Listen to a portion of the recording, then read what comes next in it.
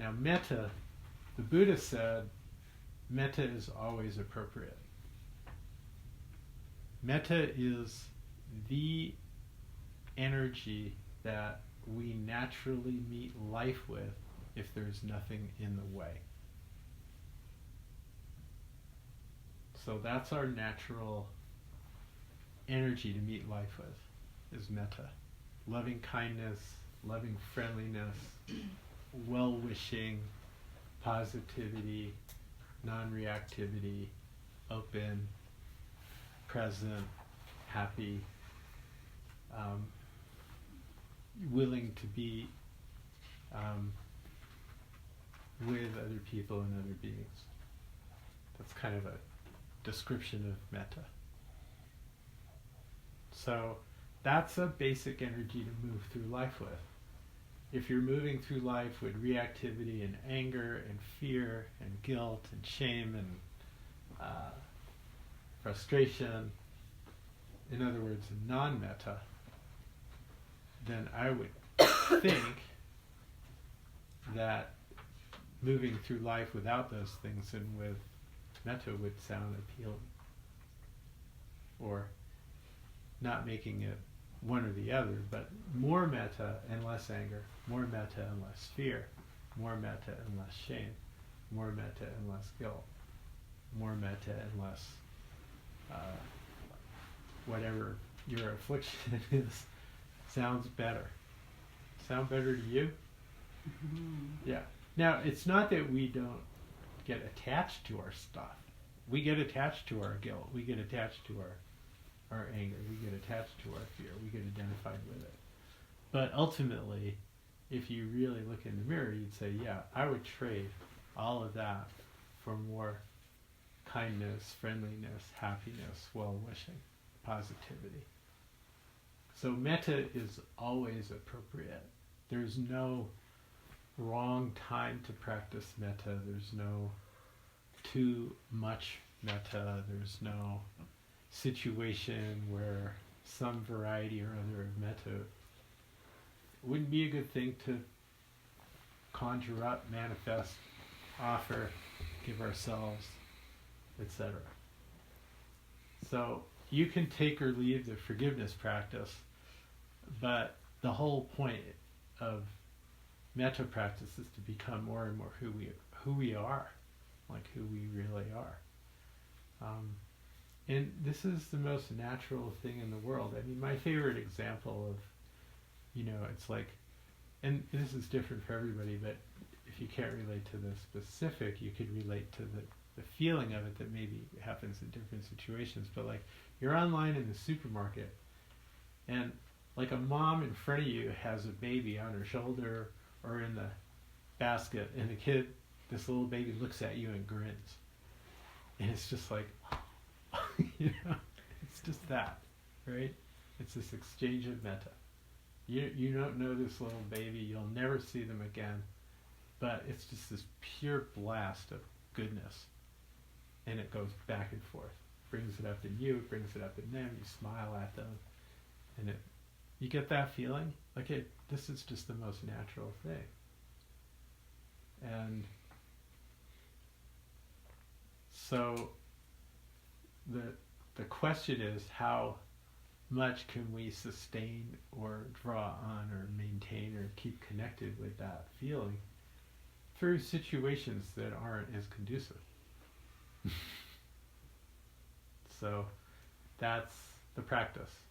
That's why you could say it's always appropriate, and we could always be benefiting from having more metta, more resilient metta.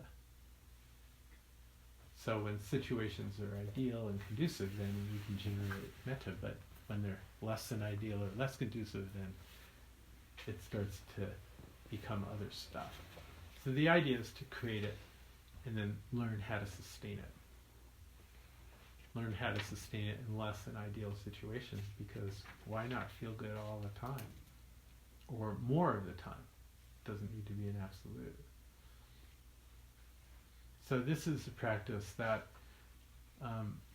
hopefully you can devote yourself to wholeheartedly,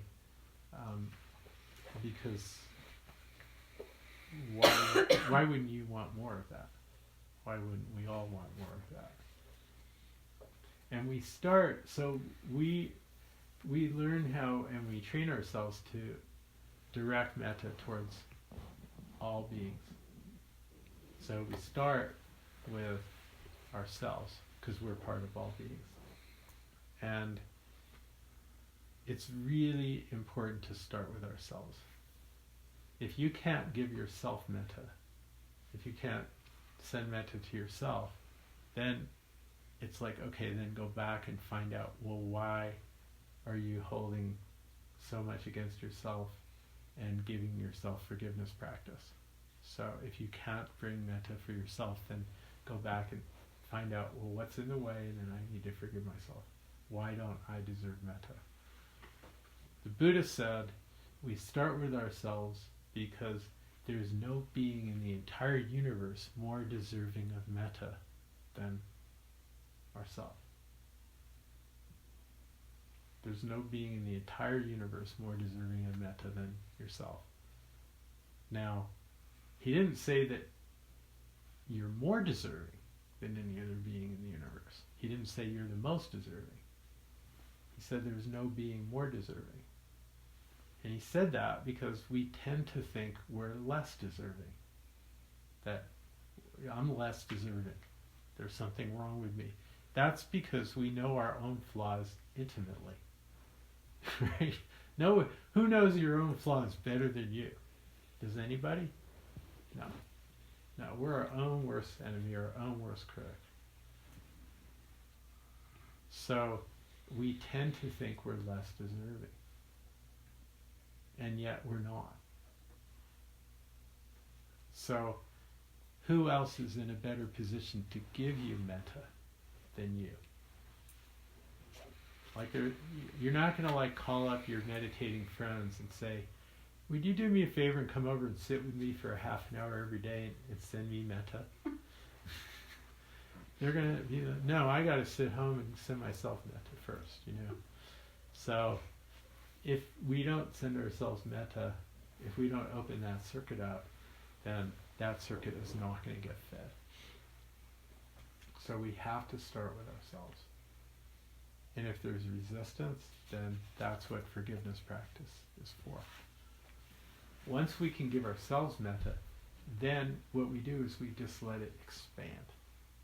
So we get a solid core of metta, and then it just starts to expand, and next week we'll start that expansion process. It expands first to people that we already love and care about, because that's the easiest people to let it expand to. Then we let it expand to people that we're neutral towards. And it doesn't need to be just people, it's beings. Sometimes the easiest place to direct metta outside of ourselves is our pets. You know, and that's totally cool.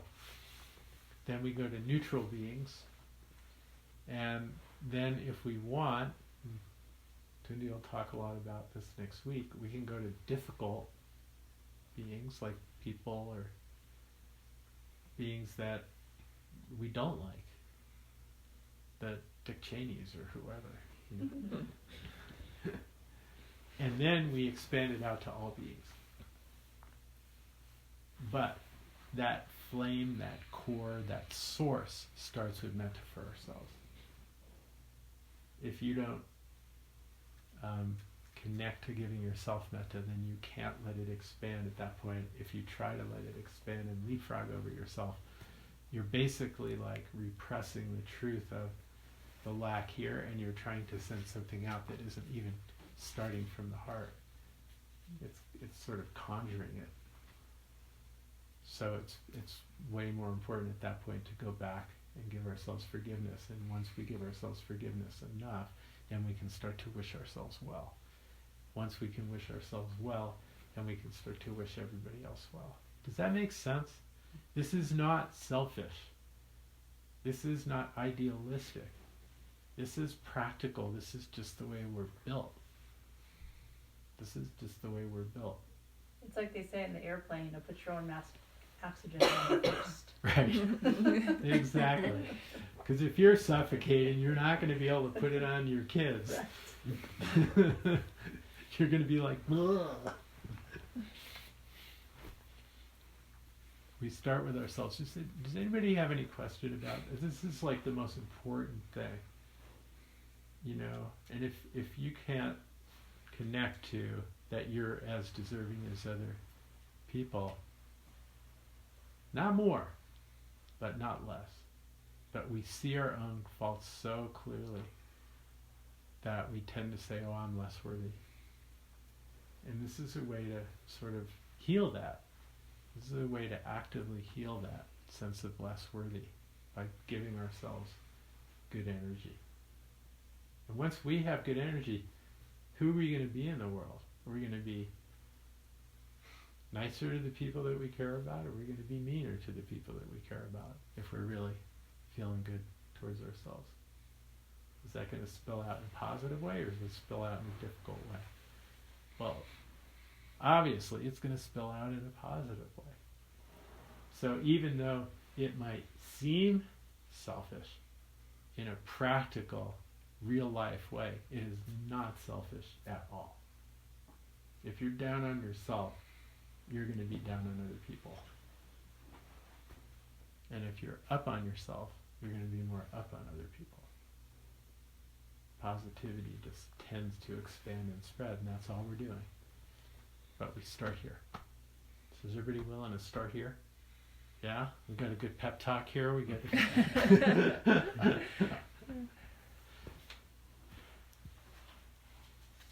So any questions about this? About the theory of metta, or what metta is?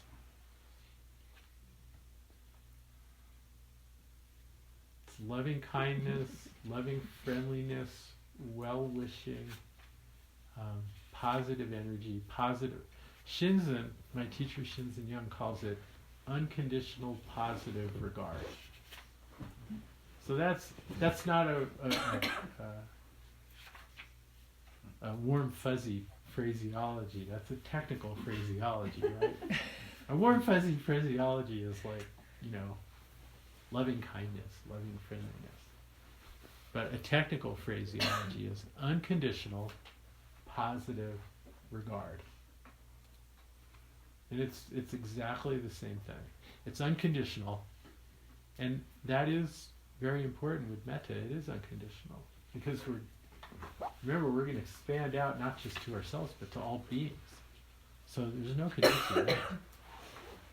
We're trying to give ourselves unconditional positive regard because eventually we want to give everybody unconditional positive regard. That's just a baseline of how we want to move through life.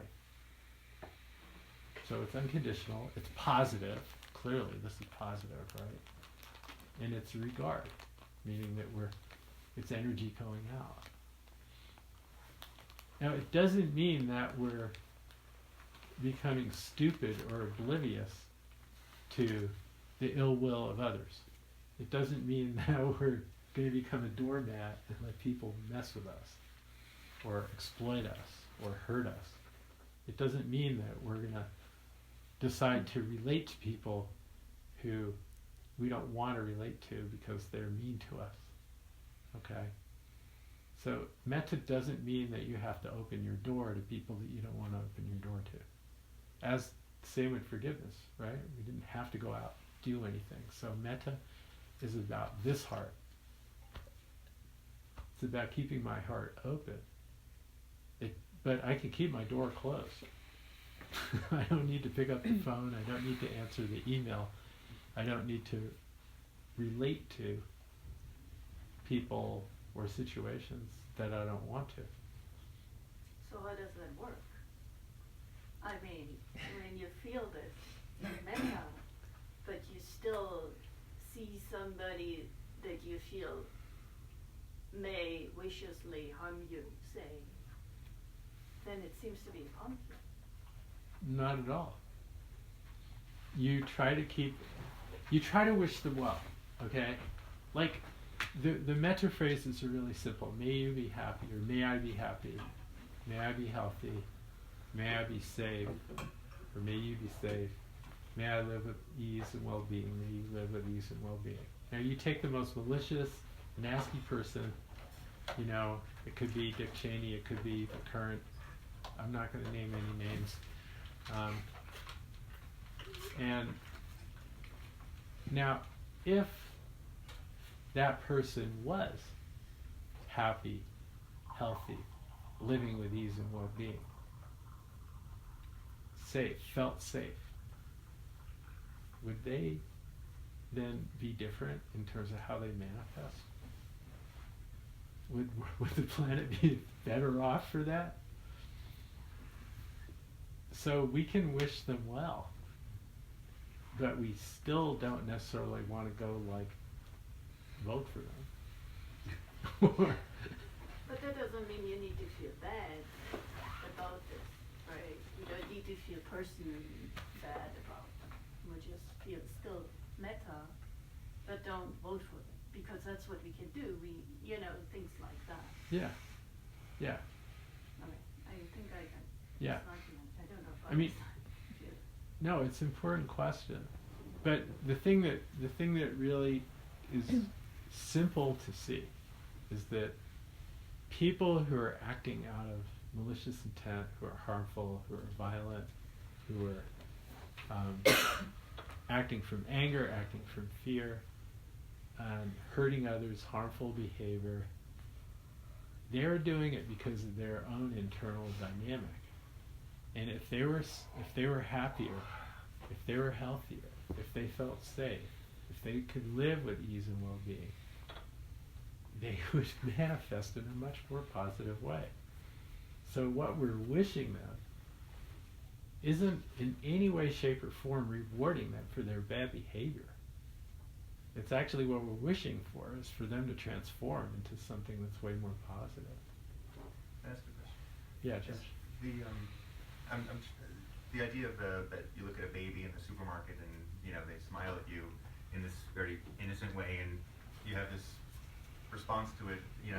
My conception of it, as you explain it, is that we're all born sort of with this pure metta, and then all this schmutz that we accumulate over trauma and fear and shame, and this is all the stuff that like you initially said, sort of blocks our ability to have metta for ourselves and expand it. Is that the conceptualization in Buddhist whatever or the underpinnings of this practice, that people are born with metta, or it's something that you work towards building up over time? We are absolutely born with it. Mm-hmm. Now we're also born with a reptilian brain. And we're also born with a lower mammalian brain. So we're born with, you could say, different natures. Like there is no one human nature. But we are clearly born with, this sort of, you could call it Buddha nature. So if you want to call it Buddha nature, you could call it, a connection to the divine. You could call it an open heart, a pure heart. We're clearly born with that. And we're also clearly born with, because just the way evolution works, we're born with a reptilian brain, which only knows fight or flight, or freeze, right? And we're born with a mammalian brain, not a human brain, but a mammalian brain that's very clannish and very tribal and very violent and all of that. So we all have all of that. So what we're trying to do is we're trying to develop and strengthen and bring out this metta energy that we all have, that to a certain extent has been obscured or conditioned or put down or repressed, and we're trying to strengthen it. We're trying to actively strengthen it so that we become more balanced in the direction of positivity than in the direction of reactivity. It's just that simple. Like, we can exercise this, and it's in all of us. So you may feel more or less connection to it. You may feel no connection to it, but it's there. It hasn't gone away. It's just buried to whatever extent it's buried. People like the most hardened criminals. There are just tens of thousands of hardened criminals who are life in prison, who've been taught meditation practice and had huge openings in their life and in their heart from doing this kind of practice. People that had they had so much armoring because of how they grew up and how they were conditioned and then their actions. And going through this process of forgiving themselves and asking for forgiveness and then doing metta practice completely transformed. It's in there. It never goes away. It's just how far we have to reach down and how much nourishment and practice and attention and energy we need to give it so that it can grow. But it's never gone. Yeah. I've kind of looked at it that way too with, let's say, Dick Cheney, certain people that I can kind of almost feel very neutral towards them because I look at it of this layering of this or being farther away from this other part. But I recently got into a debate with some family members that believe that I believe we're got that inherent goodness that gets layered with all the other ego stuff. And they were debating that actually people are inherently evil. Anyway, and so kind of like your question, back there about, and I argued that I thought we were like childlike with the layer, but some people believe, no, we're the evil, and you have to, anyway, just that's wondering how you, or we have both, good and evil. Well, I wouldn't call it evil, okay? Like, picture a crocodile, okay? Scary, yes. Violent, yes. Primitive, yes. Is it evil? Is a shark evil? Is a shark evil? It's their nature. It's their nature. Now, we have that same nature. We've got the reptilian brain down here. It's a real thing. It's not just like, it's just the way evolution is. Evolution's just like Microsoft. Microsoft came out with Windows, and then it made another Windows that corrected the problems with the first Windows. It didn't get rid of the first one. It just built another Windows on top. Now we've got like 40 years of Windows all layered on top of the original Microsoft Windows. And it's got like 12 billion lines of code because they keep on trying to correct and make it better and better. But the original one is still there. Well, we're the same way. Nature didn't say, oh, humans, let's get rid of all the other stuff. No, we share most of our DNA with sharks. We share most of our DNA with plants, but that's even hard to fathom. But we share most of our DNA with sharks. We've got the shark brain in here, or the reptilian brain. So, no, we're not evil. We have a reptilian side to our nature, and then we have a human side to our nature. And which one are we going to feed? It feels to me kind of like there's intention around that makes the difference. I'm going to corner the market on Metta, right? I'm going to do more Metta than you do. Is not necessarily the right practice intention. Does that, how you set your intention with this is not to pick an ogre. You're not designing it for them. You're designing it for your own alignment and your own energy. Absolutely, yeah. Yeah, so if we're sending metta out to whoever, we're not doing magic, okay? So if I'm wishing you well, I'm not trying to do magic to make you well. I'm trying to reinforce the part of me that wishes you well, because that opens my heart. It's all about this alignment. It's all about strengthening that positive part in me. So wishing you well opens my heart. Now, it's possible on some level that wishing you well may actually help you. And if that happens, that's great. But personally, that's not why I do metta practice. I'm not trying to do magic. I'm not trying to teach you guys magic. The magic is opening our own hearts. Then when you relate to that person, if you happen to relate to them in your life, then there might be some magic there because you've been doing this practice. But if the intention is to open this heart.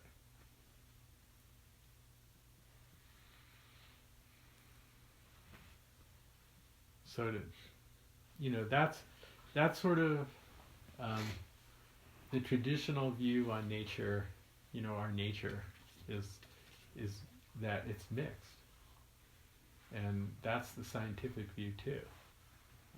Science has sort of reinforced this. There is no one human nature. There's different levels of human nature, and which one are you going to feed? That's the sort of biggest question of our lives, is which one do you want to feed? Which one do you want to live? Do you want to live generosity, or do you want to live me, me, me?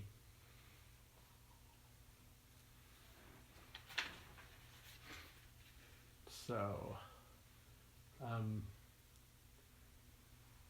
any questions? We can move into the specific instructions on how to do this. Are we good? Everybody happy? Everybody feeling metta for metta practice? So Tunde's going to give us the Alex, would you mind turning that board around? We have the magic words on there that you've heard already. And these have all been emailed to you as well.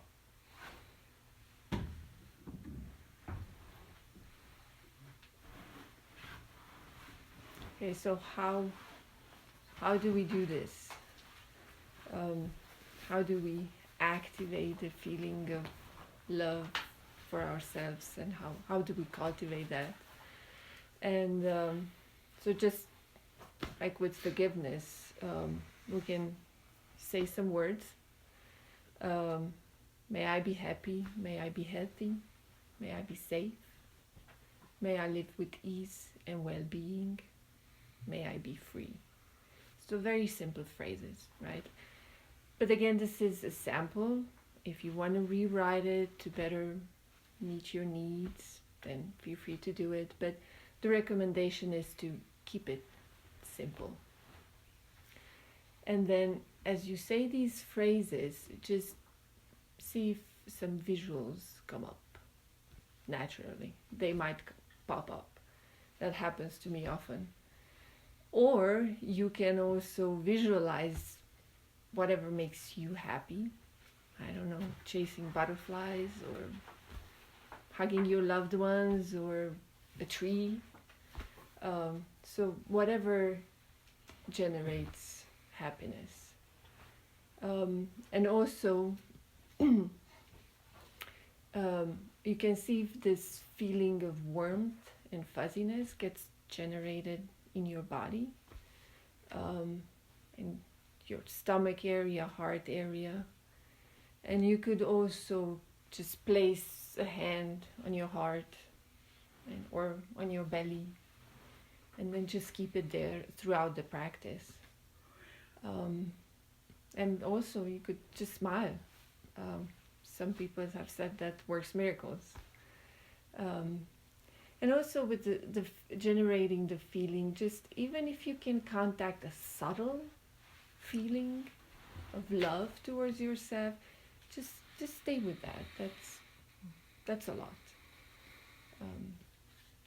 Yeah. Did I miss anything? Well, I want to underline a few things. Sure.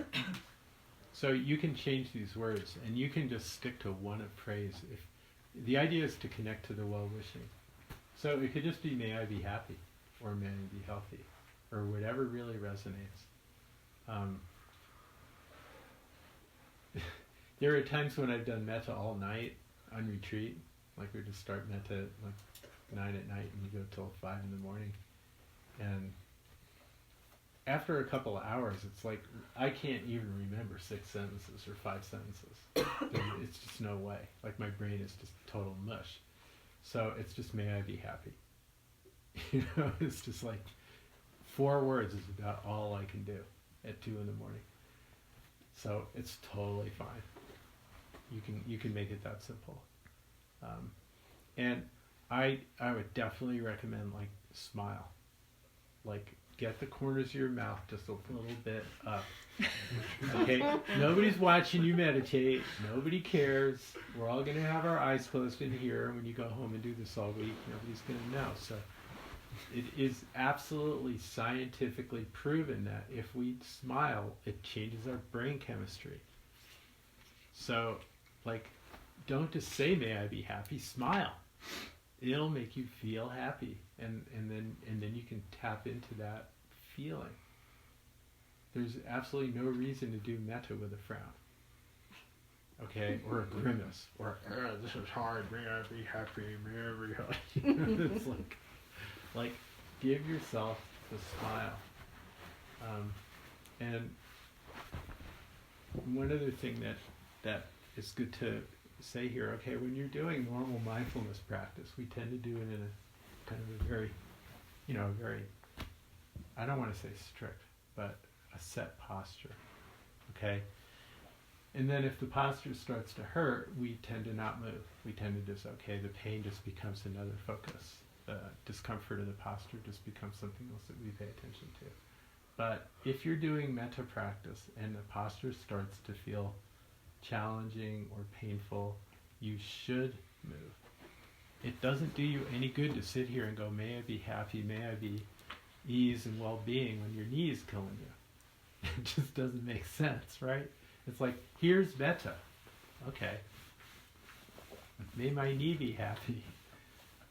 So give yourself space to be a little bit more comfortable. Not slouchy, I mean, don't put yourself to sleep, but a little bit more comfortable so that there is ease and well-being in the practice of doing this. And then let the practice sort of become like a real focus, like get really focused on it, because concentration is pleasant. Concentration is pleasant. Concentration can feel like metta. So the more focused you get, the more one-pointed you get with this practice. Like, put the effort into being one-pointed with it.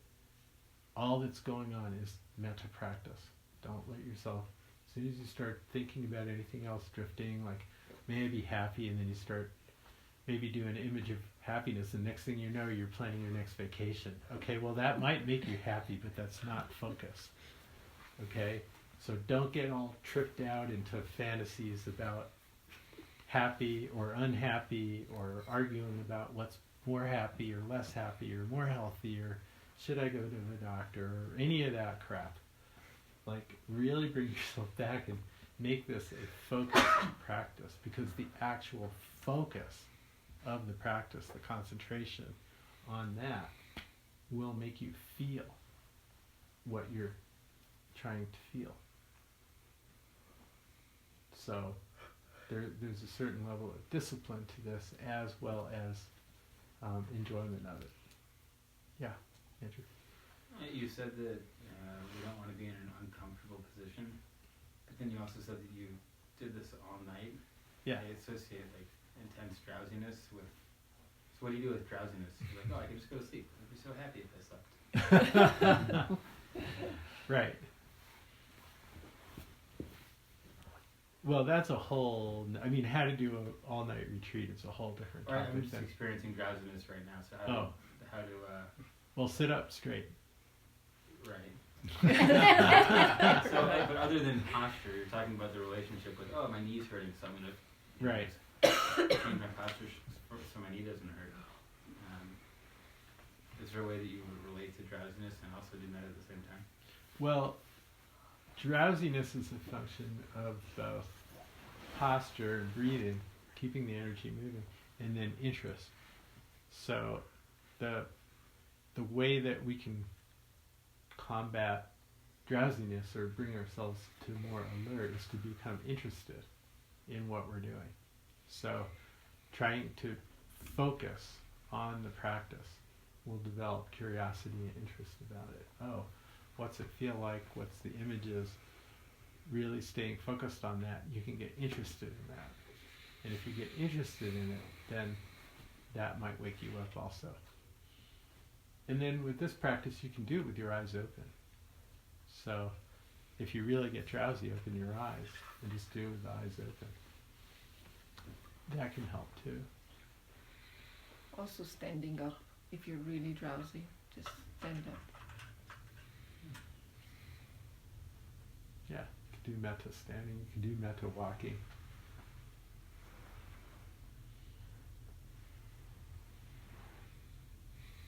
So any questions on the how to do this practice? Anything about breath, just don't focus on it. Don't focus on the breath.